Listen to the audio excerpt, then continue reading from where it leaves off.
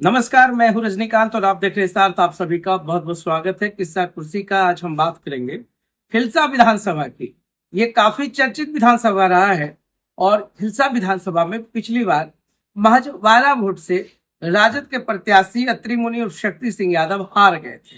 और तब कृष्ण मुरारी शरण और प्रेम मुखिया ने जदयू की तरफ से चुनाव जीता था। ये काफी हॉट सीट माना जाता है नालंदा का। अब देखिए, सबसे अच्छी बात क्या है कि अब तक जो खींचतान चली आ रही थी, आज उस पर पट्टाक्षेप हो चुका है। कांग्रेस और राजद के बीच में समझौता हो गया है। प्रेस कॉन्फ्रेंस के माध्यम से अब स्पष्ट हो गया है कि कांग्रेस और राजद अब मजबूती के साथ चुनाव लड़ेगी। महागठबंधन के सीएम फेस तेजस्वी यादव होंगे। अंततः कांग्रेस को बैकफुट पे आना पड़ा, मान गए। तो ये अच्छी बात उन तमाम लोगों के लिए है जहां पर कांग्रेस और राजद के बीच में तनातनी थी।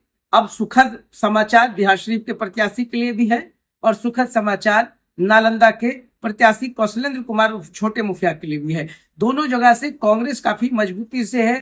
तीसरी जगह हरनौत है जहां पर कांग्रेस के प्रत्याशी है। मगर आज जब हिलसा विधानसभा की हम बात करेंगे तो थोड़ा सा पास्ट में जाना बहुत जरूरी है और समझने की कोशिश करेंगे कि ये जो 12 वोट का जो मार्जिन था जिसके कारण से शक्ति सिंह यादव हार गए थे, उस वक्त में क्या समीकरण था। उससे पहले हम ये बता देते हैं कि जो पूरा मतदाता है, कुल मतदाताओं की बात करें 175 विधानसभा हिलसा की, तो 3,0198 जो वोट्स है वो टोटल वोट है, जिसमें पुरुषों की संख्या 1,59,535 है, तो वही 1,43,658 वोट महिलाओं की है। मगर जो समीकरण था पिछली बार का, उस पर जरूर गौर फरमाना चाहिए, तब हम समझ पाएंगे कि आखिर ये जो मार्जिन रहा, जो जदयू के प्रत्याशी रहे, वो आखिर इतने कम मार्जिन से क्यों जीते। तो पिछली बार जो है कृष्ण मुरारी शरण उर्फ प्रेम मुखिया को 61,848 वोट आए थे। वही अत्रि मुनि और शक्ति सिंह यादव को 61,836। वही कुमार सुमन सिंह और रंजीत सिंह, ये बड़ा फैक्टर था। लोजपा ने तब प्रत्याशी उतारा था जदयू के तमाम उम्मीदवारों के खिलाफ में। अधिकांश जगहों पर सिर्फ बिहार शरीफ में लोजपा के कोई प्रत्याशी नहीं थे। मगर पिछली बार जो है कुमार सुमन सिंह उर्फ रंजीत सिंह 17,471 वोट लाए थे, जिस कारण से पूरा जदयू का समीकरण बर्बाद हुआ था। इस बार का जो समीकरण है, आमने सामने की टक्कर है दोनों पार्टी के लिए। जदयू से फिर से प्रेम मुखिया पे ही अपना विश्वास जताया है।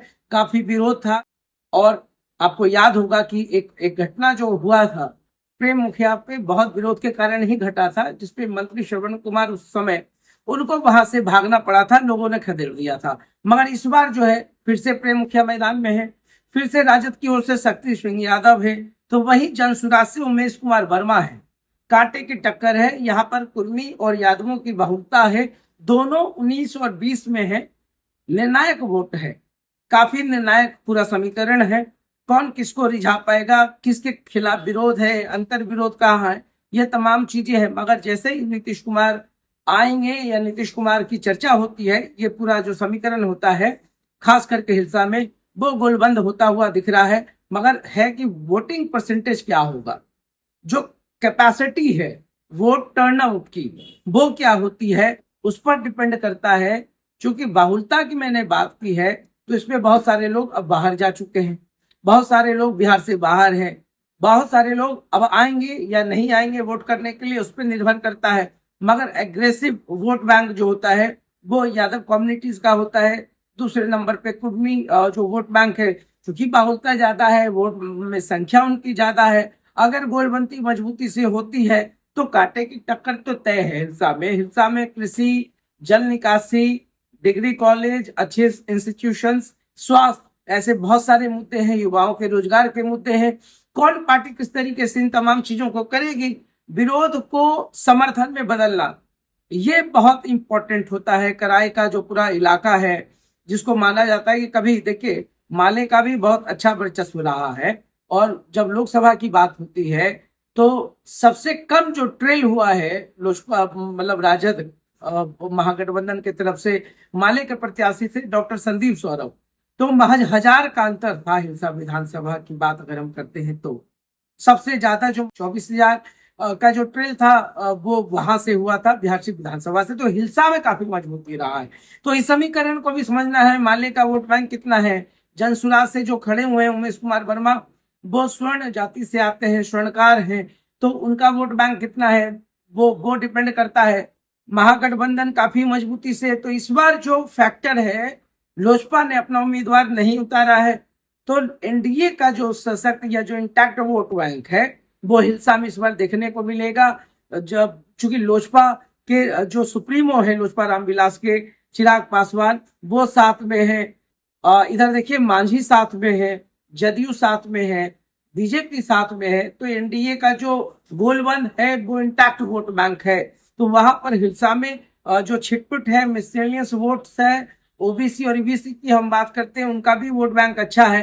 तो महिला भी इस बार निर्णायक वोट बैंक बनकर उभरी है। हिलसा में बहुत ही कांटे की टक्कर है, या कह देना कि कौन जीतेगा या जल्दबाजी हो जाएगी, मगर हिलसा में जो समीकरण है वो समझना होगा। खुद राजद के एक कद्दावर नेता है शक्ति सिंह यादव, प्रवक्ता रहे हैं, तो सब चीजें हैं।